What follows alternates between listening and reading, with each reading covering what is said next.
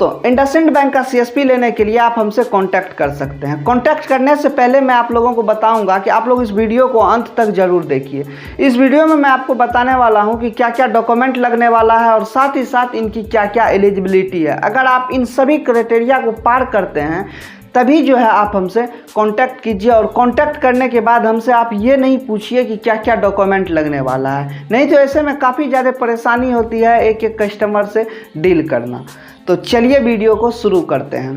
दोस्तों इसमें सबसे पहले बात कर लेते हैं कि ये इंडसइंड बैंक का सीएसपी जो है आप केवल एंड्रॉयड यानी मोबाइल फ़ोन में यूज कर सकते हैं। इनके लिए आपको एक मोबाइल फ़ोन और मंत्रा की डिवाइस पड़ेगी इनको यूज करने के लिए।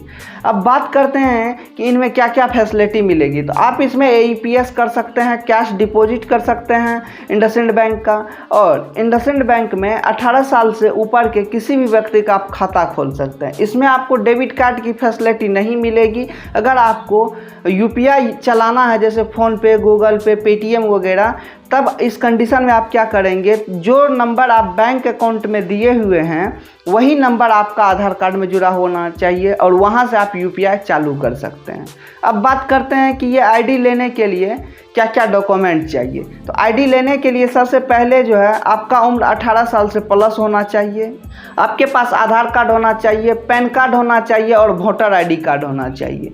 पैन कार्ड जो आप देंगे उनमें आपका सिविल जो है 750 से ज़्यादा होना चाहिए, तभी आपको ये CSP मिल सकती है। और किसी न किसी एक बैंक का सेविंग अकाउंट होना चाहिए, मोबाइल नंबर और ईमेल ID।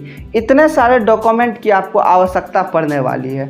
अब बात करते हैं कि ये डॉक्यूमेंट कंप्लीट होने के बाद अगला क्या स्टेप है। आपके पास एक शॉप होना चाहिए और शॉप जो है किसी भी तरह का नहीं चलेगा, एकदम CSP की तरह मॉडलिंग किया हुआ चलेगा। जैसे आप शटर वाला ले सकते हैं या फिर फ्रंट से जिनका देखने में थोड़ा सा अच्छा लग रहा है, ऐसा शॉप होना चाहिए। और शॉप में आपको कम से कम एक सिस्टम रहना चाहिए, या तो आप लैपटॉप रख सकते हैं या फिर आप कंप्यूटर रख सकते हैं।